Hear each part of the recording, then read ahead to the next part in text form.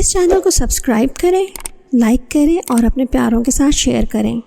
اور کمنٹ سے ضرور آگاہ کریں کہ آپ کیا سننا، جاننا اور سیکھنا چاہتے ہیں۔ تو اس لیے یہاں پہ یہ بات سمجھ آ رہی ہے کہ ہم دوسروں کے لیے جلدی حساب نہ مانگیں کہ اللہ تعالیٰ فلاں کا فیصلہ کر دے، اب تو فلاں کے بارے میں کوئی حکم لے آ، تو اب فلاں کی بس اس کی زندگی کا بس فیصلہ کر دے۔ کہتے نا وہ مرتے بھی نہیں ہیں، ہم تو یہ کہنا شروع کر دیتے نا فلاں کو موت ہی آ جائے۔ تو دیکھیں اس قسم کے تمام فیصلوں کی نہ ہمیں اجازت دی گئی ہے، اور نہ ہی اللہ سبحانہ تعالیٰ نے یہاں پر ہم سے کہا ہے کہ ہم ان کے بارے میں برا بھلا کہنا شروع کر دیں۔ ورنہ آپ دیکھیں اگر یہ جائز ہوتا تو سب سے پہلے آپ صلی اللہ علیہ وسلم کو اور صحابہ کرام کو جو کہ انتہائی مشکل دور گزار رہے تھے ان کو کہنے کی اجازت ہوتی، مگر اللہ سبحانہ تعالیٰ نے یہاں پر ان کو بھی کہہ دیا فصبر، رک جاؤ، صبر کرو۔ اور صبر کا مطلب کیا ہوتا ہے؟ صبر صدمہ اولا پہ کیا جاتا ہے، پہلی چوٹ پر صبر کیا جاتا ہے، پہلی ٹھوکر پہ صبر کیا جاتا ہے، پہلے ہی دھکے میں منہ سے کیا نکلنا چاہیے ہمارے؟ اللہ اکبر، اللہ کی طرف سے ہے، سبحان اللہ، حسبی اللہ، اللہ کی طرف سے ہے۔ یعنی اس وقت بھی جب ہم یہ کہہ رہے ہوتے نا کہ اف کیا مصیبت آ گئی، اس نے کیا مجھے تنگ کر دیا، تو اس وقت بھی ہم وہ صبر نہیں ہوتا، کیونکہ صبر کا تو ہم اس میں ہم نے کیا ہی نہیں ہوتا ہے، صبر رکے نہیں ہوتے۔ پہلے تو اپنے آپ کو روک لینا ہے نا، اپنے آپ کو جو ہے وہ کسی بھی نیگیٹولی رسپانس کرنے سے اپنے آپ کو روک لینا صبر ہے۔ تو اللہ سبحانہ تعالیٰ یہاں پر آپ صلی اللہ علیہ وسلم سے کیا کہہ رہے ہیں کہ آپ کے دل میں، یہ صحابہ کرام کے دل میں کوئی بھی ایسی بات جو ہے ان کے بارے میں آ رہی کہ ان کا جلدی حساب کتاب ہو جائے، یا تعالیٰ ان کا جلدی معاملہ کر لیں اور ہمارا جو ہے وہ اس معاملے میں ہمیں جو ہے وہ آزاد کر دیں، ہمیں اس سے ہٹا دیں، تو یہاں پر اللہ تعالیٰ کیا فرما رہے ہیں کہ ایسی کوئی بات جو ہے وہ کرنے کا رائٹ ہمیں نہیں ملا، ہمیں صرف صبر کرنے کا حکم ہے کہ ہم صبر کریں۔ اور آپ دیکھیں جیسے ابھی میں نے مثال پیش کی تھی کہ حضرت یونس علیہ السلام کی، تو ان کے بارے میں تو یہ حکم تھا نا کہ صبر کرنا تھا ان کو اپنے رب کے حکم کے آنے تک، مگر انہوں نے کیا کیا تھا؟ اپنے رب کے حکم کے آنے کا انتظار نہیں کیا اور اپنا علاقہ چھوڑ دیا تھا، اور علاقہ چھوڑا تو ان کے پاس کیا مشکل آ گئی۔ اسی کے ساتھ آپ دیکھیں کہ جب اجازت ملی تو علاقہ کس نے چھوڑا تھا؟ آپ دیکھیں حضرت لوط علیہ السلام کی مثال ملتی ہے، حضرت موسیٰ علیہ السلام کی مثال ملتی ہے کہ لوط علیہ السلام سے کہا کیا تھا کہ صبح ہونے میں ابھی تھوڑا ٹائم ہے، آپ اپنے گھر والوں کو لے کر کے نکل جائیں، اور آپ کی بیوی بھی ساتھ جائے گی مگر وہ آپ کے ساتھ جانے والوں میں سے نہیں ہوگی، تو آپ نکل جائیں۔ تو جب باقاعدہ حکم مل جاتا ہے اللہ تعالیٰ کی طرف سے اب آپ شہر چھوڑ جائیں، اب آپ یہاں سے نکل جائیں، تو پھر وہاں سے نکل جاتے ہیں۔ جیسے کہ آپ صلی اللہ علیہ وسلم کو بھی جب ہجرت کا حکم ملا تو آپ کیسے راتوں رات ہی وہاں سے نکل گئے کہ مدینے کی طرف۔ تو حضرت موسیٰ علیہ السلام کو بھی جب حکم ملا کہ آپ نکل جائیں اپنی قوم کو لے کر کے، تو آپ بنی اسرائیل کو لے کے نکل گئے تھے، اور آپ کو یاد ہے کہ بنی اسرائیل کو لے کے جب نکلے تھے موسیٰ علیہ السلام تو پھر راستے میں جا کے دریائے نیل پہ جا کے روکے تھے، اور دریائے نیل پر آ کر کے جو ہے وہ آگے دریا تھا اور پیچھے فرعون کی فوج تھی، تو اللہ سبحانہ تعالیٰ نے دریا میں سے ہی نکلنے کا راستہ بنا دیا تھا اور فرعون کو دریا میں غرقاب کر دیا تھا۔ تو جب اللہ کا حکم ہوتا ہے تو اللہ راستے خود ہی نکال دیتا ہے، اللہ خود ہی آسانیاں پیدا کر دیتا ہے، مگر جب اللہ کا حکم نہ ہو تو پھر اس سے پہلے وہاں سے نکل جانا کیا ہوتا ہے کہ آپ اللہ کے فیصلے تک کا انتظار نہیں کیا، آپ نے اجازت نہیں ملی تھی آپ کو، بغیر اجازت کے آپ وہاں نکل گئے۔ پھر آپ دیکھیں اس آیت کا جو دوسرا حصہ تھا وَلَا تُطِعْ مِنْهُمْ عَاصِمًا أَوْ كَفُورًا والی بات تھی کہ کسی بھی طرح سے ایسے لوگوں کی پیروی نہیں کرنی ہے جو کہ گناہ گار ہوں۔ تو اب دیکھیں یہاں پر ایک اور نقطہ بھی سمجھ آنا چاہیے ہمیں کہ کسی قوم کی حمیت میں، کسی قوم کی محبت میں، یا کسی بھی قوم کے فیور میں ہم نے ایسا کوئی فیصلہ نہیں کرنا کہ ہم کہیں پر مصالحت پر آمادہ ہو جائیں۔ ٹھیک ہے، بات سمجھ آ رہی ہے؟ یہاں پہ کیا بات ہو رہی ہے کہ وَلَا تُطِعْ مِنْهُمْ عَاصِمًا أَوْ كَفُورًا، یعنی کہ پہلے حصے میں بات ہوئی تھی کہ اسٹاپ اینڈ ویٹ جب تک اللہ کا حکم نہ آ جائے، اور سیکنڈ حصے میں بات ہو رہی وَلَا تُطِعْ مِنْهُمْ کہ آپ کسی بھی قوم کی حمیت میں آ کر کے، یا تو ان سے ڈر کر کے، یا ان سے جو ہے وہ آپ اپنے آپ کو کمزور محسوس کر کے کسی بھی طرح سے ان کی اطاعت کی طرف راغب نہ ہو جائیں۔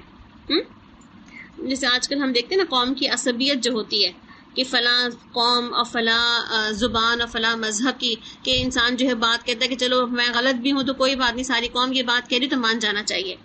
تو یہاں پہ کیا پتہ چل رہا ہے، کسی قوم کی یعنی کہ رسول جو ہے وہ حمیت قوم کے حق میں بھی آ کر فیصلہ اپنا نہیں دے سکتے۔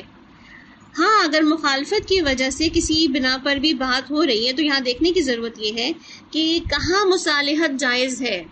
کہاں پر جو ہے ہم یہ کہہ سکتے ہیں کہ ٹھیک ہے ہم آپ کی کوئی بات مان سکتے ہیں، کیونکہ وہاں پہ بات کیا ہو رہی تھی کہ آپ ہمارا دین فالو کر لیں، ہم آپ کا دین فالو کر لیتے ہیں، تو پھر ہمارے درمیان کے جھگڑے ختم ہو جائیں گے. تو اللہ تعالیٰ یہاں پہ کیا فرما رہے ہیں کہ ایسی کسی مصالحت جہاں پر اپنا دین کمپرومائز ہو جائے،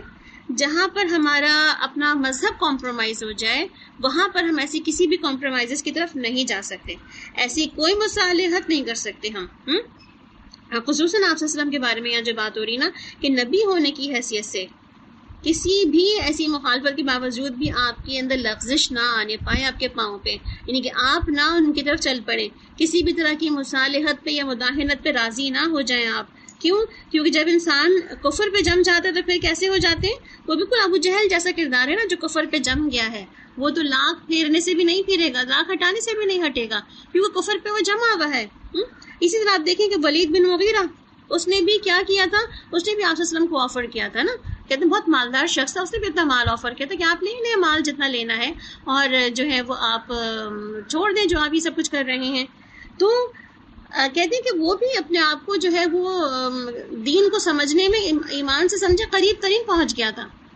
کہ وہ کہتا تھا کہ ہاں جو محمد لے کر آئے ہیں صلی اللہ علیہ وسلم وہ بات ایسی ہے جو بات جو ہے واقعی جو کسی اور نے نہیں کہی کبھی، جو واقعی بات اثر رکھتی ہے، جو واقعی بات صحیح ہے. انہیں ایک طرح سے ایکسیپٹ کر رہا تھا وہ، جیسے ابو جہل کا کردار ہے وہ تو ایکسیپٹ کرنے کو تیار نہیں تھا، مگر ولید بن مغیرہ تو ایمان کے بہت کہتے ہیں قریب آ گیا تھا. وہ کہہ رہا تھا کہ نہیں، ان کی باتوں میں کہانت نہیں ہے، ان کی باتوں میں کوئی جادو نہیں ہے، کوئی شاعری نہیں ہے، کیونکہ ہم جانتے ہیں کہ شاعر کیسے ہوتے ہیں، کاہن کیسے ہوتے ہیں، جادوگر کیسے ہوتے ہیں. مگر اس کے باوجود بھی آپ دیکھیں کہ اس نے نبی کریم صلی اللہ علیہ وسلم سے مصالحت کی کوششیں کی کہ کہیں نہ کہیں جو ہے پیچ اپ ہو جائے، ہمارا لڑائی جھگڑا ختم ہو جائے. پھر آپ دیکھیں عتبہ بن ربیعہ نے بھی اسی قسم کی کوششیں کی کہ مصالحت ہو جائے، اور یہ عتبہ بن ربیعہ وہی ہے جس نے بدر کے موقع پر کہا تھا ابو جہل سے کہ چھوڑو، بدر میں ہمارا قافلہ واپس آ گیا ہے سیفلی، تو ہم نہیں لڑتے آپ صلی اللہ علیہ وسلم سے، ہم نہیں لڑتے مسلمانوں سے، ٹھیک ہے. تو مگر اس کے باوجود بھی اس نے کیا کہا تھا، نہیں ہم نے تو مسلمانوں سے لڑنا ہے اور مسلمانوں کو جو ہے وہ کیفر کردار تک پہنچانا ہے، یعنی کہ ہم اس وقت مسلمانوں کو نہیں چھوڑ سکتے اس طرح. تو یہاں پر ہمیں کیا سمجھ آ رہا ہے کہ اللہ سبحانہ وتعالیٰ کیا فرما رہے ہیں کہ ایسی کسی بھی قوم کی حمیت میں، کسی بھی قوم کی محبت میں یا زبان کی عصبیت میں کسی بھی وجہ سے کہ انسان جو ہے اپنی مخالفت کو چھوڑ کر اطاعت پر آمادہ ہو جائے، تو ایسا کچھ بھی نہیں کرنا. کیونکہ اللہ سبحانہ وتعالیٰ فرما رہے ہیں کہ جو لوگ ہیں تمہارے دین سے ہٹانے والے ہیں، دین سے تمہیں جو ہے وہ بالکل ہی کسی اور سمت لے جانے والے ہیں، وہ بیسیکلی کون لوگ ہیں؟ وہ عاصم ہیں یا کفور ہیں. عاصم بیسیکلی کون شخص ہوتا ہے؟ جو گناہگار ہوتا ہے، ٹھیک ہے. اور گناہ بیسیکلی کہاں کس سے متعلق ہے؟ عمل سے متعلق ہے، ٹھیک ہے. اچھا، یہاں پر کفران یا کفور جو ہے بیسیکلی چونکہ مبالغے کا صیغہ ہے کفور، تو یہاں پر کفور سے مراد ایک تو صورتحال وہ ہے جس کے بارے میں پیچھے ہم نے پڑھا تھا، ناشکرا پن، جس میں ہم نے پڑھا کہ انسان جو ہے وہ ناشکرا پن کرتا ہے، ایک تو شاکر ہوتا ہے یا پھر ایک کفورہ بن جاتا ہے. اور یہاں پر عاصم کے مقابلے میں کفورہ آیا ہے، تو اس لیے یہاں پہ ناشکرا پن سے مراد نہیں ہے، بلکہ یہاں پر کفران نعمت ہے، جو کہ اللہ تعالیٰ کے دین کی نعمت کا کفران کیا جا رہا تھا. تو یہاں پر کفر سے مراد ہے، یعنی کہ جو شخص جو ہے وہ گناہگار ہے یا جو شخص جو ہے وہ کافر بن گیا ہے، یعنی کہ دین سے علیحدہ اپنی کوئی شکل پیش کرتا ہے. آپ دیکھیں سورہ قلم کے اندر باقاعدہ ولید بن مغیرہ کی ڈسکرپشن پیش کی گئی. سورہ مدثر میں پورا واقعہ جو ہے اس کے بارے میں آتا ہے کہ کس طرح جو ہے ان لوگوں نے اپنی ناک منہ چڑھائی، آپ صلی اللہ علیہ وسلم کو برا بھلا بھی کہا، اور ساتھ میں پھر اپنے بیٹوں پر بھی، اپنے مال پر بھی بڑا اترایا وہ شخص. اس کے باوجود بھی کہا گیا کہ اللہ تعالیٰ اس کے بارے میں کیا فرماتے ہیں کہ ان میں سے کسی کی بات نہ سنیں، ان میں سے کسی پر بھی دھیان نہ دیں. آپ دیکھیں بعض اوقات کچھ معاشرے کے لوگ بڑے امپورٹنٹ اور بڑے ہی کہتے ہیں نا کہ پرومیننٹ فگر ہوتے ہیں، جن کی بہت سے ہوتی ہے مارکیٹ میں، جن کو لوگ سنتے ہیں، جن کو لوگ فالو کرتے ہیں، فالوئنگ ہوتی ہے ان کی. تو بعض اوقات ہوتا یہ ہے کہ انسان جب ایسے لوگوں کے سامنے آتا ہے تو عموماً اپنے کہتے ہیں نا کہ ساری مخالفتیں ایک طرف رکھ کر کے ان کی باتیں بھی سننے لگ جاتا ہے کہ کہیں نہ کہیں اتنے انٹلیکچوئلز لوگ ہیں، اتنے ہائی فائی کلاس کے لوگ ہیں، اور ضرور کوئی نہ کوئی اچھی بات تو کرتے ہیں، کچھ نہ کچھ تو اچھی بات ان کے اندر ہوگی ہی، اور لوگ ان کی طرف چل پڑتے ہیں. تو اللہ سبحانہ تعالیٰ ہمیں یہاں پر نہ صرف اس ایک واقعے کے ساتھ بتا رہے ہیں، بلکہ اگر آپ قرآن پاک میں اس پوری ڈیٹیل کے ساتھ پڑھنا چاہیں تو آپ صلی اللہ علیہ وسلم کا مکی دور پڑھ لیں، جہاں پر بہت ڈیٹیل سے جو ہے وہ ولید بن مغیرہ اور عتبہ بن ربیعہ اور ساتھ میں ابو جہل کا کردار اور ساتھ میں مشرکین مکہ کا کردار بہت تفصیل سے ملتا ہے ہمیں، اور جہاں پہ بہت سے قرآنی آیات کے حوالے بھی دیے گئے ہیں کہ کہاں کہاں پر اللہ سبحانہ تعالیٰ نے قرآن پاک میں ان کے بارے میں کہا کہ یہ لوگ کیسے ہیں، ان کی کریکٹر اور ان کی اخلاق اور ان کی جو ہے وہ زیادتیوں کے بارے میں بتایا گیا کہ یہ لوگ یہ ہے کرنے والے. ٹھیک ہے، تو اللہ تعالیٰ کیا فرما رہے ہیں، ان سب میں سے کسی کی بھی بات نہ سنو. پھر آپ دیکھیں کہ یہاں جو ایک دو جو ہمیں بہت ہی واضح کیٹیگری پتہ چل گئی، وہ یہ کہ اللہ سبحانہ تعالیٰ فرما رہے ہیں کہ فصبر اور ولا تطع، صبر کرنا ہے اور اطاعت نہیں کرنی. کس کی اطاعت نہیں کرنی؟ ایسے تمام لوگوں کی بھی اطاعت نہیں کرنی. اچھا، ولا تطع کے اندر جب ہم کہتے ہیں کہ صبر کا واقعہ جب ہم پیچھے تنزیل کے ساتھ اٹیچ کرتے ہیں تو رب کے فیصلے کا انتظار کرنا، قرآن کی تنزیل کا انتظار کرنا ہی صبر ہے بیسکلی. یعنی کہ اللہ کے حکم کا انتظار کرنا کہ رب اپنا کوئی حکم نازل فرما دے کسی کے بارے میں، وہی تنزیل سے ہم صبر کو جوڑ سکتے ہیں. اور ولا تطع منہم میں حکم ماننا، اطاعت کرنا، کسی کی بات پر آمادگی ظاہر کرنی، سر ہلا دینا ہاں آپ ٹھیک کہہ رہے ہیں. اسی طرح کسی کو کان لگا کے سننا شروع کر دینا فلاں کہہ کیا رہا ہے، یا فلاں جو بات کہہ رہا ہے، اچھا تھوڑی بہت بات تو مانی جا سکتی ہے، یا کسی کا مشورہ قبول کر لینا، چلو اچھی بات ہے چلو مان لیتے ہیں. تو دلی آمادگی سے بات سننا، یہ سارے کے سارے ولا تطع منہم میں آ جاتا ہے. اللہ تعالیٰ فرمانے کہ کسی کی پیروی نہیں کرنی، مطلب اس کا حکم بھی نہیں ماننا، اس کی اطاعت بھی نہیں کرنی، اس کی باتوں پہ آمادگی بھی ظاہر نہیں کرنی، اس کی باتوں کو سننا بھی نہیں ہے. Do not lend your ear for him, یعنی کوئی بھی اپنے کانوں کو یا کوئی بھی اپنی سینسز کو اس کی طرف سننے کی طرف رجوع نہ کریں. پھر نہ ان کی بات مانیں، نہ ان کی مشورے کو قبول کریں، اور دل کی آمادگی بھی ظاہر نہ کریں. ٹھیک ہے، تو یہاں پہ دو کیٹیگریز بہت واضح ہو گئی ہیں. اچھا، پھر آپ دیکھیں کہ یہ جو عاصم کی بات تھی نا کہ عاصم گناہ گار کون شخص ہوتا ہے،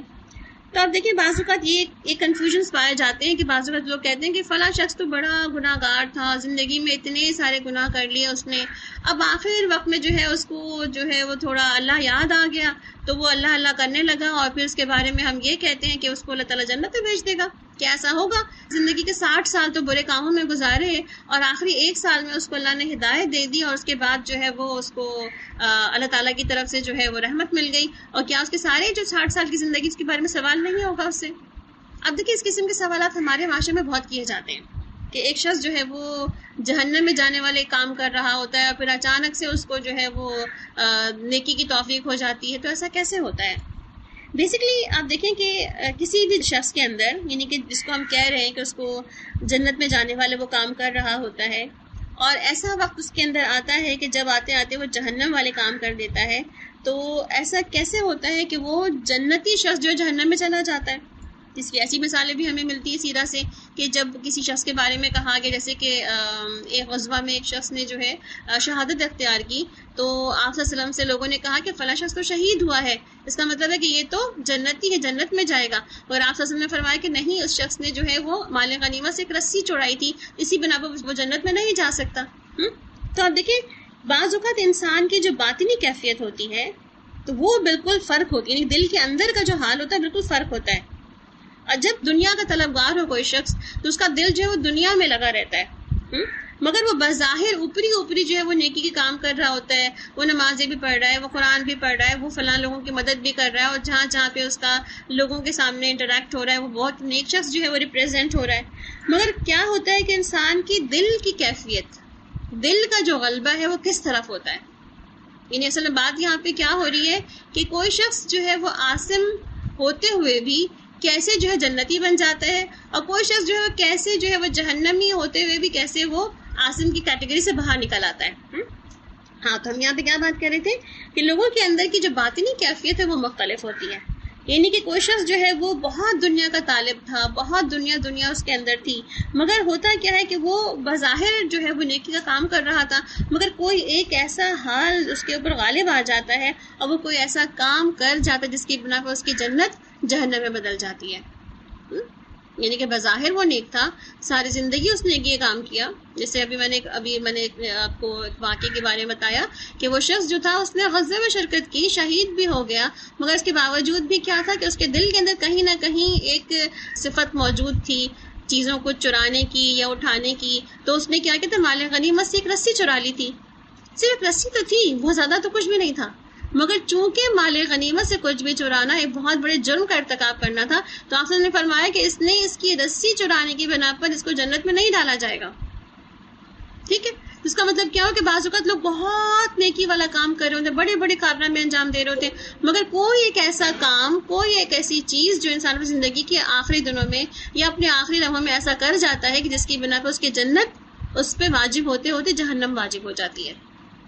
اور بالکل وائس ورسا اسی طرح سے ہے. جیسے کوئی شخص بہت ہی برا کام کر رہا ہو، جیسے آپ نے وہ واقعہ بھی بہت اچھی طرح سے آپ سب کو یاد ہوگا، یہ پڑھا ہوگا آپ نے کہ ایک شخص جس نے 100 لوگوں کا قتل کیا اور 100 لوگوں کے قتل کرنے کے باوجود بھی وہ جنت میں چلا گیا، رحمت کے فرشتے اس کو لے گئے اپنے ساتھ. تو وہاں پر بھی کیا ہوا، ایک شخص نے ساری زندگی کچھ اچھا نہیں کیا تھا، قتل و غارت گری اور اسی قسم کے کاموں میں ملوث رہا، مگر اس نے اپنی آخر وقت میں چونکہ اس کے اندر ایک نیکی کی ہدایت تھی، دل کے اندر ایک تڑپ موجود تھی، ایک طلب موجود تھی کہ مجھے کوئی بتا دے کہ میں اپنی گناہوں سے توبہ کیسے کر سکتا ہوں. تو اس کو جب گناہوں سے توبہ کرنے کا راستہ مل گیا، اس راستے پہ وہ چل پڑا اور وہ منزل تک پہنچا بھی نہیں تھا ابھی، تو اللہ تعالیٰ نے اس کی جو ہے اس کی موت لکھ دی، اور اس کے بعد جو ہے اس کا وہ چونکہ وہ چل کر جانے کا عمل اس کا قبول کر لیا گیا اور اس کو اس کے بدلے میں جو ہے اس کی مغفرت کر دی گئی. تو کیا ہوتا ہے کہ بعض اوقات دنیا میں انسان جہنم میں جانے والے ہی سارے کام کرتا رہتا ہے، زندگی اسی میں گزار دیتا ہے، مگر آخری وقت میں کوئی ایسا کام وہ کر جاتا ہے اپنے دل کی آمادگی کی بنا پر، یعنی اس کے اپنے دل کے اندر اس کی جو ہے کوئی چیز ایسی موجود تھی جس کو بعد میں کہتے ہیں نا اس کو نکالنے کا موقع مل گیا، تو پھر اس کو جو ہے وہ اللہ تعالیٰ اس کی جنت دے دیتے ہیں. تو عموماً ہم دیکھتے ہیں کہ جو عاصم اور کفور ہے، یا جو اندر کے اندر گناہ کی کیفیت ہے، یا جو ناشکرا پن یا جو انکار ہے انسان کا، یہ بعض اوقات جو ہے وہ انسان کے بہت سے اعمال کے ساتھ جو ہے وہ سمجھ آ رہا ہوتا ہے ہمیں،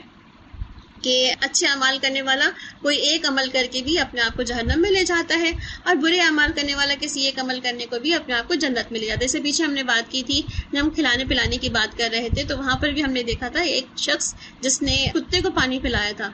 ایک فاحشہ کے بارے میں بھی آتا ہے اور ایک شخص کے بارے میں بھی آتا ہے، کسی کو اس نے کتے کو پانی پلایا تھا اور تعالیٰ نے اس کی مغفرت کر دی تھی، یعنی کہ اس کے سارے برے اعمال کو ایک طرف کر کے تعالیٰ نے اس کی مغفرت کر دی.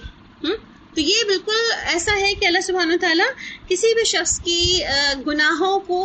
کسی وقت بھی گناہ گار کو نیکی کی ہدایت یا توفیق مل سکتی ہے.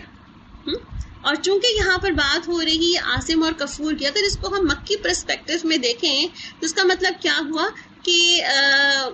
یہ جو اہل مکہ ہیں، اللہ سبحانہ تعالیٰ کہہ رہے ہیں کہ ان کو بھی توفیق مل جائے گی، یہ گناہوں سے اپنے پلٹ آئیں گے اور اسلام کی طرف راغب ہو جائیں گے، ہے نا؟ بالکل ایسے ہی سمجھ آ رہا ہے نا. تو یہاں پر ہمیں کیا پتہ چلا کہ مکی دور میں کیا ہوا، مکہ سے جب نبی پاک صلی اللہ علیہ وسلم نے ہجرت کر لی، اس کے بعد پھر غزوات کا دور شروع ہوا.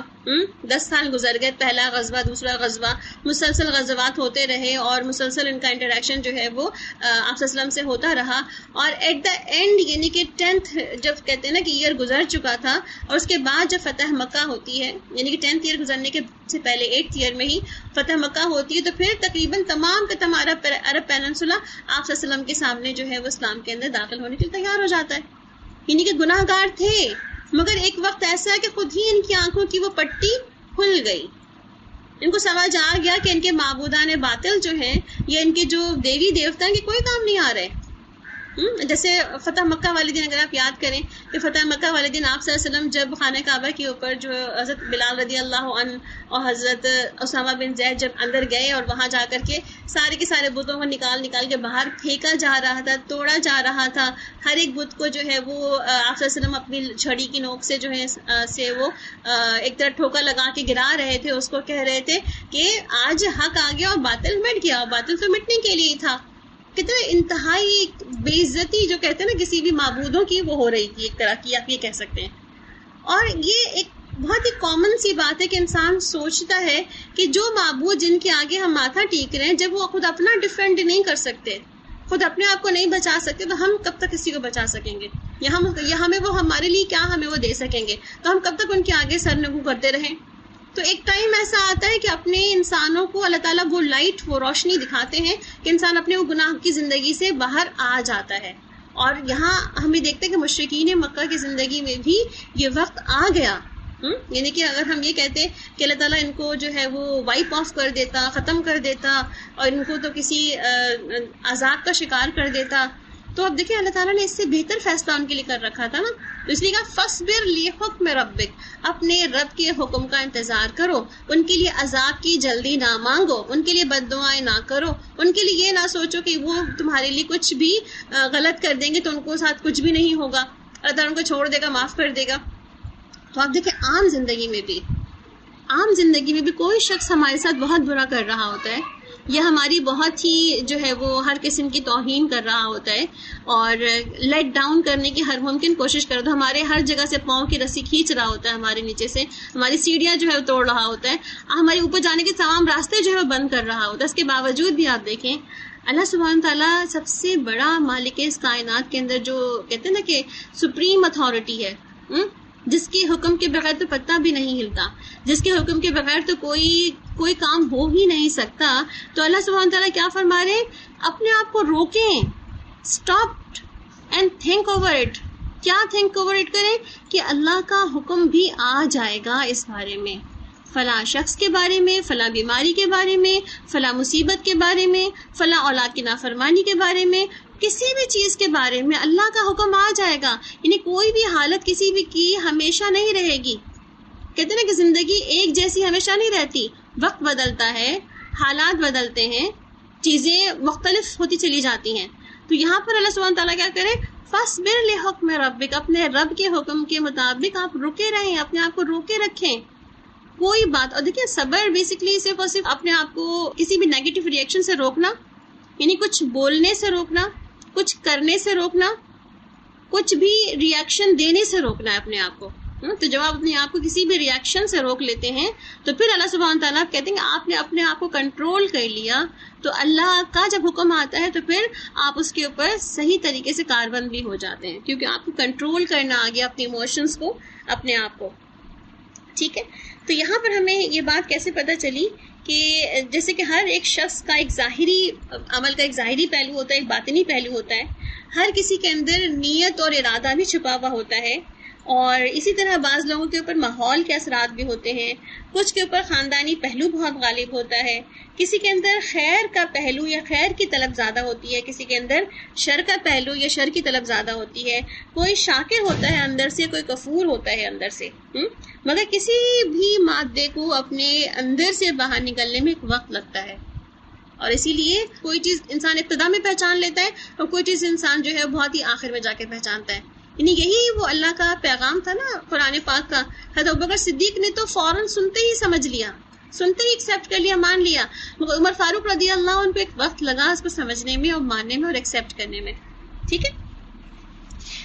پھر آپ دیکھیں کہ امام راضی جو ہے اس کے بارے میں عاصم اور کفور کے بارے میں کہتے ہیں کہ عاصم جو ہے وہ ٹوٹلی ظاہری فعل ہے انسان کا، اور کفور جو ہے وہ انسان کا باطنی فعل ہے۔ یعنی کہ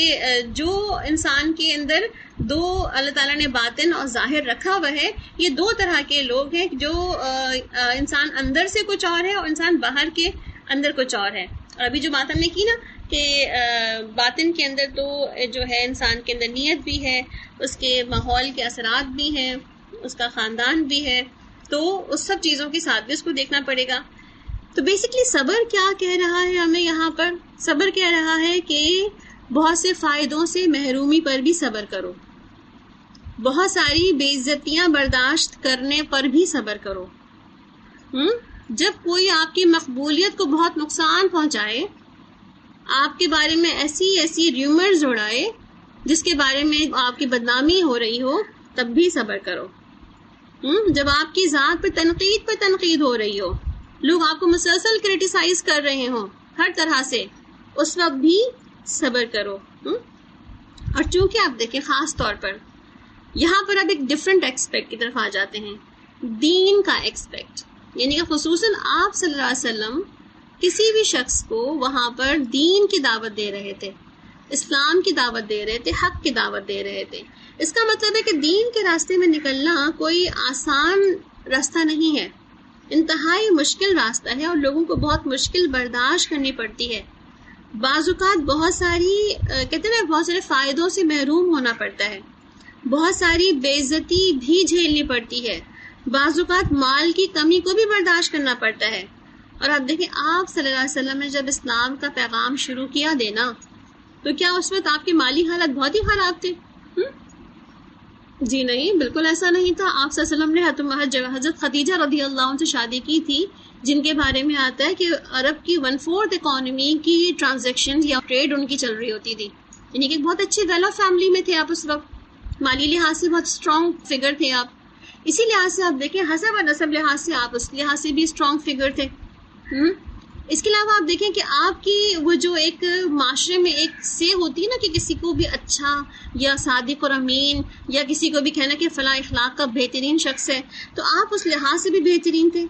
آپ کی پاپولیرٹی تو بہت زیادہ تھی، مگر جیسے ہی آپ نے اللہ کا دین لوگوں کو بتانا شروع کیا، آپ کی ساری پاپولیرٹی ایک دم سے ٹھک کر کے گر گئی. یعنی کہ آپ کے مال ہونے کے باوجود بھی جو ہے وہ آپ کو تنقید کا نشانہ بننا پڑا. آپ کی تمام کریکٹرسٹکس ہونے کے باوجود بھی آپ کو لوگوں نے بہت ڈفرینٹ اور بہت ہی عجیب غریب ناموں سے پکارا آپ کو. پھر آپ کے معاشرے میں آپ کے اخلاق کی، آپ کی خوبیوں کی اتنی زیادہ چرچے ہونے کے باوجود بھی لوگوں نے آپ کو ستانے سے گریز نہیں کیا. تو اس کا مطلب کیا ہے کہ دین پڑھ کر انسان اگر خود ہی اب لوگوں کو لیے یہ سوچے کہ میں صرف اور صرف جو ہے لوگوں کے اندر فیمس ہو جاؤں، پاپولر بن جاؤں، جھوٹ سچ ملا کے اپنا کوئی نام بنا لوں، تو آپ دیکھیں کہ کوئی شخص بھی اگر صرف دین کو اس طرح استعمال کرتا ہے تو خود بھی اس کا نقصان اٹھائے گا وہ کسی نہ کسی دن جا کر کے. اور یہاں پر آپ صلی اللہ علیہ وسلم کے بارے میں ہمیں کیا پتہ چلتا ہے، اور ایک اوور آل ہم سب کو کیا کہنے کو کیا سمجھ آ رہی ہے، یہ ہمارے لیے کیا حکم مل رہا ہے ہمیں کہ دین کے راستے میں خصوصاً جب ہم آتے ہیں تو ہم ایک دوسرے کا جو ہے وہ اس وقت خود بھی صبر کرنا ہے ہمیں، اور کسی بھی محرومی پر بھی صبر کرنا ہے، کسی بھی بے عزتی پر بھی صبر کرنا ہے، کوئی مقبولیت کے نقصان ہونے پر بھی صبر کرنا ہے، کوئی تنقید برائے ذاتی تنقید پر بھی صبر کرنا ہے، اور ساتھ میں ہم وہ نہ کریں جو دوسرے کر رہے ہوں. یعنی کہ ہم بعض اوقات یہ ہوتا ہے نا کہ جو کہتے ہیں ٹیٹ فار ٹیٹ، جو دوسرا کر رہا ہے اس کے ساتھ وہی کرنا شروع کر دو.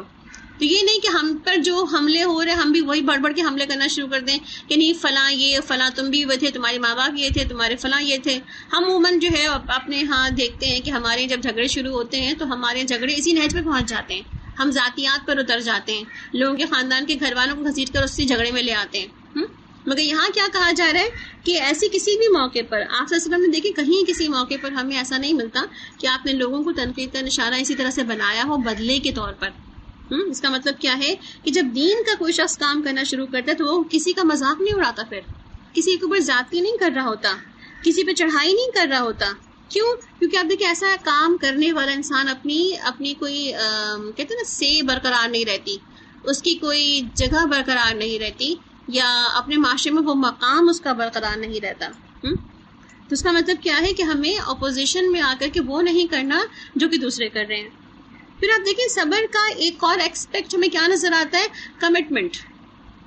کمٹمنٹس نبھانا. اور کسی بھی کام کو کرنے کی، چاہے وہ دین کا کام ہو چاہے وہ دنیا کا کام ہو، کسی بھی کام کو کرنے کے لیے انسان کی کمٹمنٹس کا اسٹرانگ ہونا بہت ضروری ہے.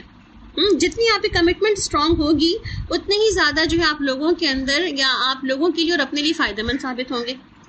اور جی کمٹمنٹ جب انسان کر لیتا ہے، اگر آپ اس کو کمٹمنٹ کے ساتھ لیں تو اگر آپ نے کوئی بھی کمٹمنٹ کر لی ہے تو پھر کیا کرنا ہے، آپ کی کمٹمنٹ پہ کسی قسم کا بھی کوئی بھی رکاوٹ نہیں آنی چاہیے. یعنی کہ آپ نے جو کمٹمنٹ کر لی کہ میں نے فلاں کام کرنا ہے تو بس کیا پھر آپ کو فلاں تو منہم، کوئی بھی روکنے والا بھی روک نہ سکے آپ کو، کوئی نافرمانی کرنے والا نہ روک سکے. آپ نے کسی کی بات نہیں ماننے والی، کسی کی کوئی ناشکرہ نعمتیں سے انکار کرنے والا یا کفر پہ جمع ہوا شخص بھی آپ کو روکنے نہ پائے، کسی لوگوں کے پریشر میں نہ آئے، کسی لوگوں کی بات نہ مانے. کیوں؟ اللہ تعالیٰ قرآن پاک میں کیا فرماتے ہیں اس بارے میں، ہمیں سورہ الاحزاب میں آتا ہے، یا ایھا النبی اتق اللہ ولا تطع الکافرین والمنافقین. یہ اے نبی صلی اللہ علیہ وسلم اللہ کا تقوی اختیار کریں اور کافروں کی پیروی نہ کریں اور نہ ہی منافقین کی پیروی کریں. اسی طرح سورہ القلم میں آتا ہے ولا تطع المکذبین، کہ اللہ سبحانہ وتعالیٰ کیا فرما رہے ہیں آپ صلی اللہ علیہ وسلم سے، آپ جھوٹوں کی پیروی نہ کریں. تو ہمیں دیکھیں ولا تطع الکافرین والمنافقین، یعنی کہ ہم نے نہ کافروں کی پیروی کرنی ہے اور نہ ہی جو ہے منافقین کی پیروی کرنی ہے. منافقین کون لوگ؟ منافقین کے بارے میں یاد رکھ لیں کہ منافقین جو ہے وہ ڈوئل پرسنالٹی والے لوگ جو کہتے کچھ ہیں اور کرتے کچھ ہیں. اور ان کی پہچان ہمیں کیا پتہ چلتی ہے کہ وہ بات کریں گے تو جھوٹ بولیں گے، وعدہ کریں گے تو وعدہ خلافی کریں گے، اور آپ کے ساتھ کوئی امانت داری کی بات ہوگی تو خیانت کریں گے، اور جب جھگڑے کے اندر آ جائیں گے تو پھر گالم گلوچ شروع کر دیں گے۔ تو اللہ تعالیٰ کیا فرما رہے ہیں کہ وَلَا تُطِعِ الْكَافِرِينَ وَالْمُنَافِقِينَ، نہ کافروں کی بات ماننی ہے نہ ہی منافقین کی بات ماننی ہے، اور ساتھ میں فَلَا تُطِعِ الْمُكَذِّبِينَ، یعنی کہ جھوٹوں کی بات بھی نہیں ماننی ہے۔ اور جھوٹا کیسے سمجھ آ سکتا ہے ہمیں؟ جو خلاف حقیقت بات کر رہا ہے شخص، وہ ابھی کچھ کہہ رہا ہوگا، کبھی دوبارہ کچھ اور کہے گا، یعنی کہ لوگوں کے ڈفرینس آف لوگوں کی جو اسٹیٹمنٹس ہوتے ہیں، اس سے انسان جج کر سکتا ہے کہ فلاں شخص جو ہے وہ جھوٹ بول رہا ہے یا سچ بول رہا ہے۔ پھر آپ دیکھیں ایک اور قرآن پاک میں سورہ الکہف میں آتا ہے وَلَا تُطِعْ مَنْ أَغْفَلْنَا قَلْبَهُ عَنْ ذِكْرِنَا وَاتَّبَعَ هَوَاهُ وَكَانَ أَمْرُهُ فُرُطًا، یعنی کہ حدیں پار کرنے والا شخص جس کا دل جو ہے وہ غفلت میں ہے، جس کا دل جو ہے وہ اللہ کے ذکر سے بہت دور ہے، تو اس کے لیے کیا کرو؟ اس کی بھی بات نہیں مانو، کیونکہ وہ تو ہوائے نفس کا شکار ہے، اس لیے اس کی بھی بات نہیں ماننی ہے۔ پھر آپ دیکھیں سورہ القلم کے اندر آتا ہے وَلَا تُطِعْ كُلَّ حَلَّافٍ مَّہِینٍ، کسی بھی قسمیں کھانے والوں کی بات نہ مانیں۔ یعنی کہ یہاں تو کہا جا رہا ہے وَلَا تُطِعْ مِنْهُمْ عَاصِمًا أَوْ كَفُورًا، کسی بھی گناہ گار کی اور ناشکرے کی بات نہ مانیں۔ قرآن کے بہت ساری آیات سے پتہ چلتا ہے ہمیں کافرین کی بات نہ مانیں، منافقین کی بات نہ مانیں، مکذبین کی بات نہ مانیں، غافلین کی بات نہ مانیں، اور کسی بھی ایسے شخص کی جو کہ بہت قسمیں کھانے والا ہے اس کی بات بھی نہ مانیں۔ اب دیکھیں ہمیں یہاں پہ کیا سمجھ آتی ہے، اوور آل ایک پکچر کیسی نظر آتی ہے، یعنی کہ پوری گفتگو جو ہماری ابھی تک ہوئی ہے اتنی دیر میں، ہم اس پوری گفتگو کو اوور آل اگر چیک کریں تو ہمیں کیا سمجھ آتا ہے؟ اگر کہ آپ صلی اللہ علیہ وسلم کو بھی جو بتایا گیا، جو کہا گیا، وہ بھی ہمارے لیے مشرع راہ ہے۔ پھر ہمیں اگر ڈائریکٹلی ہمارے لیے کوئی حکم ہے یہاں پر اللہ سبحانہ تعالیٰ کی طرف سے، تو یہ بھی ہمارے لیے مشرع راہ ہے۔ اور اس میں ایک اوور آل پکچر کیا نظر آتی ہے؟ ہمیں کس کی بات ماننی اور کس کی نہیں ماننی، یعنی کہ ایک کرائیٹیریا اللہ سبحانہ تعالیٰ ہمارے اندر ایک پیدا کرنا چاہتے ہیں کہ ہمیں فالوئنگ کس کی کرنی ہے، کس کو فالو کرنا ہے، کس کی باتوں کو لائک شیئر اینڈ سبسکرائب کرنا ہے، کس کو جو ہے آگے ہم نے پروموٹ کرنا ہے کہ فلاں شخص جو ہے وہ آگے جائے اور فلاں شخص جو ہے وہ پیچھے رہ جائے۔ تو یہاں پہ کیا کہا جا رہا ہے کہ چونکہ دین کا معاملہ ہو یا دنیا کے معاملہ ہو، لوگ پریشرائز بھی کرتے ہیں، لوگ ہمیں غلط راہیں دکھاتے بھی ہیں، لوگ غلط راہوں کو بہت زیادہ جو ہے وہ خوبصورت بھی بنا رہے ہوتے ہیں، مگر دیکھنا یہ چاہیے کہ کون کیا کہہ رہا ہے، اور جو وہ کہہ رہا ہے کیا وہ خود بھی سیدھے راستے پر ہے کہ نہیں۔ یعنی کہ ہمیں کیا دیکھنا ہے بیسکلی کہ لوگ تو ہمیں بہت زیادہ گائیڈ اور مس گائیڈ کر رہے ہوتے ہیں، مگر ہمارے اندر بھی ایک کرائیٹیریا ہونا چاہیے کہ لوگوں کو خود پہچان سکیں ہم کہ آیا یہ شخص ہمیں گائیڈ کر رہا ہے کہ مس گائیڈ کر رہا ہے، اس کے پیچھے چل کر ہم کہاں پہنچیں گے۔ تو وہ شخص کے لیے ہمارے اندر خود بھی ایک کرائیٹیریا ہونا چاہیے کہ ہم لوگوں کو دیکھ سکیں کہ فلاں شخص کون ہے اور کیا کہہ رہا ہے، سیدھے راستے پر خود ہے بھی کہ نہیں ہے، اور اگر وہ عاصم ہے یا اگر وہ کفور ہے تو اس کی بات نہیں ماننی۔ تو ہمارے اندر اللہ تعالیٰ نے ایک میزان دے دیا ہے ہمیں کہ بات مانے تو کس کی مانے۔ تو آپ دیکھیں نا، جب ہم بات مانتے ہیں کسی کی تو اس کا مطلب ہے کہ ہم کسی کے باتوں کو قبول کر لیتے ہیں کہ ہاں ٹھیک ہے، آپ کی بات ہم ایکسیپٹ کرتے ہیں کہ آپ جو کہہ رہے ہیں وہ ٹھیک ہے۔ پھر آپ دیکھیں کہ اگر ہم لوگوں کی بات نہ مانیں تو پھر کیا آتا ہے؟ پھر لوگوں کے اندر بھی جو ایک طرح کا ہمارے لیے ایک ایسی کنڈیشن آ جاتی ہے کہ ہم لوگوں کی سے اب پیرنٹس کی بات بچے نہیں مانتے تو پیرنٹس کیا سوچتے ہیں؟ سب بہت ہی نافرمان بچے ہیں میرے، بات نہیں سنتے میری، اور کوئی بھی جو ہے وہ اچھا جو ہے کام نہیں کر کے دیتے مجھے، اور برا بھلا بھی کہہ رہے ہوتے بعض والدین۔ تو اب دیکھیں جب کوئی شخص بات نہیں مانتا تو کیا ہوتی ہے؟ محرومی آ جاتی ہے نا کہ فلاں شخص تو میری بات ہی نہیں مان رہا۔ عموماً مخالفتیں بھی پیدا ہو جاتی ہیں کہ فلاں شخص تو بات ہی نہیں مانتا، اس کی کون سی سائڈ لینے کی ضرورت ہے اب، یا بہت سے لوگ بہت سے فائدے ان سے اٹھا لیتے ہیں ہاتھ کہ ان کو کیا دینا بھائی، یہ تو بات ہی نہیں سنتے ہماری، فائدوں سے لوگ ہاتھ کھینچ لیتے ہیں بہت ساری۔ پھر آپ دیکھیں کہ پاپولیرٹی جو ہوتی ہے ہماری، کہ جو ہمارا نام ہوتا ہے یا ہمارے کسی کام کی بنا پر ہماری واہ واہ ہوتی ہے، وہ ختم ہو جاتی ہے کہ ان سے دوستی کرنے کی ضرورت نہیں ہے، ان سے بات کرنے کی ضرورت نہیں ہے، ان کا تو مزاج ہی بہت مختلف ہے کہ آپ بات ہی نہیں مانتے کسی بھی طرح کی۔ اب دیکھیں کتنی ہی چیزیں جو ہیں بات نہ ماننے سے ہی ختم ہو جاتی ہیں، ہماری شہرت، عزت وغیرہ وغیرہ۔ اب دیکھیں ایک ہوتا ہے بات ماننا، سیدھی کوئی اچھی بات کر رہا ہو تو اس کی بات ماننا، اور ایک ہوتا ہے بات ماننا کہ ایک شخص جو ہے وہ غلط بات کر رہا ہے اس کی بات نہ ماننا۔ اگر ہمارے اندر یہ کرائیٹیریا پیدا ہو چکا ہے کہ ہمیں کس کی بات ماننی اور کس کی نہیں ماننی، تو ہم اس کی ججمنٹ خود ہی اپنے اندر کر سکتے ہیں، کون کیا بات کر رہا ہے، ہمیں کس کی بات سننی ہے اور کس کی بات ہمیں نہیں سننی ہے۔ جیسے مثلاً ایک شخص جو ہے نماز پڑھ رہا ہے اور دوسرا شخص جو ہے وہ نماز پڑھنے سے کسی کو روک رہا ہے کہ چھوڑو ابھی تو بہت ٹائم ہے، یا پھر ابھی تو بہت وقت ہے، پڑھ لیں گے، ابھی تو بہت ٹائم ہے، ابھی نماز کا وقت جا تھوڑی رہا ہے۔ یا کسی کو جماعت سے جانے سے روک دینا کہ چھوڑو آج گھر میں پڑھ لیتے ہیں، کیا ہوا، اتنے روزانہ تو پڑھتے ہی ہو، ساری نمازیں تو پڑھتے ہو، آج گھر میں پڑھ لو۔ تو عموماً کیا ہوتا ہے کہ بہت سے ایسے لوگ ہوتے ہیں جو ہمیں اچھے کاموں سے روک رہے ہوتے ہیں یا اچھے کاموں سے ہمیں ہٹا رہے ہوتے ہیں۔ تو ہمیں خود ہی دیکھنے کی ضرورت ہے کوئی شخص ہمیں کس لیے روک رہا ہے اور کیوں روک رہا ہے وہ اچھے اور نیک کاموں کی طرف سے۔ تو دوسروں کی باتوں کو مان کے اگر ہم فرض نماز چھوڑ دیں، جماعت چھوڑ دیں، یا کوئی ایسے کام چھوڑ دیں جو کہ اللہ تعالیٰ کے بتائے ہوئے ہوں، تو پھر آپ خود ہی سوچیں کہ ہم پھر خود ہی اپنی جگہ کہاں لے کے بنا رہے ہیں، کس کی بات مانے، کس کو فالوئنگ کر رہے ہیں۔ اللہ تعالیٰ تو قرآن پاک میں اور ہمیں ڈفرینٹ آیتوں کے ذریعے ہدایت دے چکے ہیں کہ انسان جن لوگوں کی کمپنی میں ہوتا ہے انہی لوگوں کی کمپنی میں اٹھایا جائے گا۔ رسول وسلم نے کیا فرمایا، المرء مع من احب، جس سے محبت کرتے ہو انہی کے ساتھ اٹھو گے، نہیں جن کی فالوئنگ کرتے ہو انہی کے ساتھ تمہارا آخری انجام ہوگا۔ تو کہنے کا مطلب کیا ہے کہ جیسے بعض لوگ جو ہیں وہ آپ کو نماز کے لیے روکتے ہیں، قرآن سننے یا پڑھنے کے لیے روکتے ہیں، قرآن کی کلاسز میں جانے کے لیے روکتے ہیں، اور اسی طرح سے جہاں اچھے کاموں کے لیے لوگ روک رہے ہوتے ہیں، کچھ لوگ برے کاموں سے بھی روکتے ہیں آپ کو، بری جگہوں پہ نہ جاؤ، برے لوگوں سے دوستیاں نہ کرو، یا برے جو ہے بعض برے کام جو ہے چھپ چھپا کے نہ کرو۔ تو بعض اوقات آپ کو ایسے بھی، اور خصوصاً والدین، آپ دیکھیں والدین ہمیشہ ہمیں ہمارا اچھا بتا رہے ہوتے ہیں، صحیح کام کی طرف ہمیں ہدایت دے رہے ہوتے ہیں، برے کاموں سے ہمیں روک رہے ہوتے ہیں۔ تو آپ دیکھیں یہ جو بھی ہمیں کہیں اچھے کاموں کی طرف ہدایت دے رہا ہے یا برے کاموں سے ہمیں روک رہا ہے، یہ ہمیں خود ہی دیکھنے کی ضرورت ہے کہ کون شخص ہمیں کہاں لے کے جا رہا ہے۔ یہ کرائیٹیریا ہمارے اندر خود ہی پیدا ہونا چاہیے کہ صحیح کیا ہے اور غلط کیا ہے۔ پھر آپ دیکھیں کہ عموماً جو ایسے لوگ ہوتے ہیں جو ناشکرا پن کرتے ہیں، جن کے اندر طبیعت میں شکر نہیں ہوتا، اور وہ ہر وقت ہی ہر ایک کی ناشکری کر رہے ہوتے ہیں۔ اب وہ جہاں بیٹھیں گے کبھی اپنے بچوں کی ناشکری کر رہے ہوں گے کہ بچے دیکھتے نہیں ہیں، بچے دیکھ بھالتے نہیں ہیں، محبت نہیں کرتے بچے، خدمت نہیں کرتے بچے، وقت نہیں دیتے، مدد نہیں کرتے بچے۔ پھر وہی لوگ اگر کبھی کسی وقت کسی سامنے جو ہے وہ لوگ کوئی ملک کی بات کرنا شروع کریں گے سیاست پہ، تو وہ جو ہے سارے سیاست دانوں کو بھی جو ہے وہ اسی ایک ہی لکڑی سے ہانک رہے ہوں گے کہ سب کے سب ایسے ہی ہوتے ہیں، سب کے سب خرابی ہیں۔ اور اسی طرح آپ دیکھیں جو شخص ناشکرا ہوتا ہے نا، اس کے اندر کسی کے لیے بھی شکر گزاری نہیں ہوتی، نہ وہ اللہ کا شکر گزار ہوتا ہے کہ اللہ کی ہر نعمت پہ کہ اللہ تعالیٰ شکر ہے تو نے مجھے یہ دیا، اور دینے کے بعد پھر اس کا ناشکرا پن نہیں کرنا۔ پھر اللہ تعالیٰ سے وہ ہر وقت کسی نہ کسی ادا میں اس کی ناشکری پن رہتی ہی ہے۔ تو اب دیکھیں کیا اللہ تعالیٰ ہمیں یہاں پہ کہہ رہے ہیں کہ گناہ گاروں اور ناشکرے لوگوں سے دور رہو،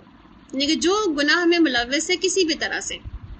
چاہے وہ چھوٹے گناہ ہوں، بڑے گناہ ہوں، ظاہری گناہ ہوں جو کہ نظر آ رہے ہیں، باطنی تو نظر نہیں آتے ہمیں، تو جو نظر آ رہے ہوں، تو ایسے تمام گناہ گاروں سے، گناہ کے راستوں سے، گناہ پہ لے جانے والے سلوگن سے، گناہ پہ لے جانے والے ایسے تمام جو بڑے بڑے ہمیں اٹریکشنز ہیں، ان تمام چیزوں سے اپنے آپ کو روک لینا ہے، اپنے آپ کو جما کے رکھنا ہے، اللہ کے حکم کے مطابق، اللہ کی کتاب کی تنزیل کے مطابق اپنے آپ کو جما کر رکھنا ہے، اور ایسے تمام لوگوں کی باتوں میں نہیں آنا جو ہمیں گناہ کی طرف آمادہ کر رہے ہیں، یا ہمیں ناشکرے پن کی طرف لے جاتے ہیں، یا ہمیں صرف شکایتی زبان دے دیتے ہیں کہ ہر وقت شکوہ شکایت ہی کرتے رہو ہر ایک سے، ہر ایک کے لیے، ہر ایک کے بارے میں، اور کسی سے راضی ہونے کی ضرورت نہیں ہے۔ ہر ایک جو ہے وہ تمہارے لیے ایسا شخص ہے کہ جس کے بارے میں ہمیں یہی کہنا ہے کہ فلاں شخص نے تو برا ہی کیا ہے میرے ساتھ۔ تو اب دیکھیں اوور آل اگر ہم اس پوری پکچر کو دیکھیں تو اگر ہم آپ صلی اللہ علیہ وسلم کے سیناریو میں دیکھیں تو جیسے عتبہ بن ربیعہ اور ولید بن مغیرہ نے کیا کہا تھا نبی کریم صلی اللہ علیہ وسلم سے، اس کام سے باز آ جاؤ، اس کلام سے باز آ جاؤ، اس مہم سے باز آ جاؤ، اپنے اس ابلاغ سے باز جاؤ، تو جو تم مانگو گے ہم دیں گے۔ عورت سے شادی کرنا چاہتے ہو کروا دیں گے، بڑا مال و دولت چاہتے ہو دے دیں گے، بادشاہ بننا چاہتے ہو بادشاہ بنا دیں گے، جو کچھ بھی تم کرنا چاہتے ہو کروا دیں گے۔ آپ صلی اللہ علیہ وسلم نے کیا جواب دیا تھا؟ آپ صلی اللہ علیہ وسلم نے کیا کہا تھا کہ تم میرے دائیں ہاتھ پہ چاند اور بائیں ہاتھ پہ سورج بھی رکھ دو اگر، اور مجھ سے کہو کہ میں پھر جاؤں اپنے اس کام سے، تو پھر میں پھر بھی باز نہیں آؤں گا۔ اس کا مطلب ہے کہ جو شخص اپنے مقصد کے ساتھ سنسیئر ہوتا ہے، فوکس ہوتا ہے، اس کو پھر کوئی اس کے راستے سے ہٹا نہیں سکتا۔ جب تک آپ دیکھیں کہ دین ہمارا ہماری تمام چیزوں سے اوپر نہ چلا جائے، تمام خواہشات سے اوپر نہ ہو جائے، یعنی کہ سب سے بڑی قربانی جو ہے نا بیسکلی کہتے ہیں نا کہ جتنی بڑی قربانی انسان کی ہوتی ہے اتنا ہی بڑا دین کا دعوے دار وہ کہلا سکتا ہے۔ جب تک اللہ کا دین انسان کو اوپر نہ ہو جائے اور اس کے لیے وہ انسان کو قربانی نہ دے دے جو کہ واقعی دینی چاہیے، اس وقت تک وہ اس فاصبر لحکم ربک ولا تطع منہم کی اسٹیج پہ نہیں آ سکتا۔ یعنی کہ اس اسٹیج پہ آنے کے لیے ہمیں ان دو لفظوں کو سمجھنے کی ضرورت ہے، کب ہم نے صبر کا دامن ہاتھ سے نہیں چھوڑنا اور کب ہمیں لوگوں کی پیروی اور فالوئنگ نہیں کرنی۔ تو آج ہماری جو اوور آل گفتگو تھی جس پہ ہم نے آج بات کی ہے، آخری کا 1 منٹ میرے پاس ہے ابھی، اور الحمدللہ ہمارے وقت میں سمٹ گئی ساری کی ساری گفتگو۔ تو میں یہ چاہ رہی ہوں کہ اگر ہم آخر میں ایک جو تھنگس ٹو ڈو کی لسٹ اگر اپنے لیے بنا لیں کہ کسی بھی واقعے میں، کسی بھی وقت، کسی بھی لیول پہ کوئی بھی فیصلہ کرنا ہو، کوئی بھی کسی بھی چیز کے اندر آپ نے ڈیسیشنز لینے ہوں، تو اس وقت کیا کریں؟ صبر، اللہ کے حکم کے مطابق رک جائیں، اللہ کے فیصلے کا انتظار کریں۔ یعنی کہ اس کا مطلب یہ نہیں کہ ہاتھ پہ ہاتھ دھر لیں، بلکہ اس کا مطلب ہے کہ اپنی ساری کوششیں، سارے بند باندھنے والے اپنے کر لیں، اور اس کے بعد کسی بھی وقت میں کسی بھی فیصلے پر اللہ کے حکم کا انتظار کریں۔ اور ساتھ میں ہم نے کل یہ بھی دیکھا تھا، جتنا آپ زیادہ قرآن پڑھتے چلے جائیں گے، آپ کے بہت سارے فیصلوں کا، بہت سارے آپ کی مطلوبہ چیزوں کا آپ کو جواب ملتا رہے گا اس قرآن کے ذریعے سے۔ تو اپنے آپ کو روک لیں، اللہ کے حکم کے مطابق روکے رکھیں، نہ کسی کو برا بھلا کہیں، نہ کسی کے لیے جلدی عذاب مانگیں، نہ کسی کے بارے میں اللہ تعالیٰ سے فیصلہ مانگیں، بلکہ خود جمے رہیں کہ کب تک اللہ اپنا فیصلہ بھیج دیتا ہے۔ اللہ خود ہی اس کی راہیں، آپ کے خود ہی راستے کھول دیتا ہے۔ اور سیکنڈلی جو کام کرنے والا وہ یہ، کسی بھی ایسے شخص کو فالو نہ کریں جو کہ کہیں کسی گناہ میں انوالو ہے یا ناشکرہ پن میں انوالو۔ اب دیکھیں گناہ آج ہمیں نظر آ جاتے ہیں، لوگ گناہوں کی جو چھوٹی موٹی گناہ وغیرہ کی فہرست تو ہم سب کے پاس موجود ہے نا، کہ کوئی جھوٹ بول رہا ہے، کوئی غیبت کر رہا ہے، کوئی جو ہے وہ لوگوں سے وعدہ خلافی کر رہا ہے، تو ہمیں نظر آ رہا ہے کہ فلاں شخص جو ہے کمیٹڈ نہیں ہے، کمٹمنٹ میں کمی ہے اس کی۔ تو ایسے تمام لوگ جو کمٹمنٹ لیک کرتے ہیں، ان سے ہمیں ان کی کریکٹر کا اندازہ ہو جاتا ہے کہ ان کی کردار، ان کا اخلاق کس طرح کا ہوگا۔ تو ایسے لوگوں کے ساتھ اٹھنا بیٹھنا نہیں ہے، ایسے لوگوں کی فالوئنگ نہیں اختیار کرنی ہے، ایسے لوگوں کی کمپنی میں نہیں رہنا ہے۔ کیوں؟ کیونکہ بعض اوقات کمپنی کا اثر ہم تک پہنچ جاتا ہے، ہم اس جیسے ہونے شروع ہو جاتے ہیں جیسے کہ لوگ ہمارے ساتھ موجود ہوتے ہیں، اور انسان اپنی کمپنی سے پہچانا جاتا ہے، اپنی دوستی سے پہچانا جاتا ہے، اس لیے اپنے آپ کو ان کمپنی سے بھی باہر نکالنا ہے۔ ٹھیک ہے، تو الحمدللہ آج کا جو مین ٹاپک تھا ہمارا صبر ولا تطع، امید کرتی ہوں کہ آپ سب کو کلیئر ہوا ہوگا اس پرسپیکٹو کے ساتھ کہ ہم نے دیکھا کہ کلاسیکل اسکالرس کیا کہتے ہیں، پھر ہم نے دیکھا کہ ہسٹوریکل بیک گراؤنڈ اس کا کیا ہے، پھر ہم نے دیکھا کہ ہم اس پر کیسے اس پہ عمل کر سکتے ہیں، یہ ہم پر کس طرح اپلائی ہوتا ہے۔ تو تینوں ایکسپیکٹس میں الحمدللہ آج ہم نے بات کی ہے، تو امید ہے کہ بات سمجھ آئی ہوگی۔ ابھی تک کے لیے پھر ہم انشاءاللہ اتنا ہی رکھتے ہیں۔ اللہ سبحانہ وتعالیٰ ہمارے لیے کل کیا لے کر آتے ہیں، کیونکہ ڈیلی اب ایک نیا دن ہے، جنت کا جو ٹور اللہ تعالیٰ نے کروا دیا تو ہمیں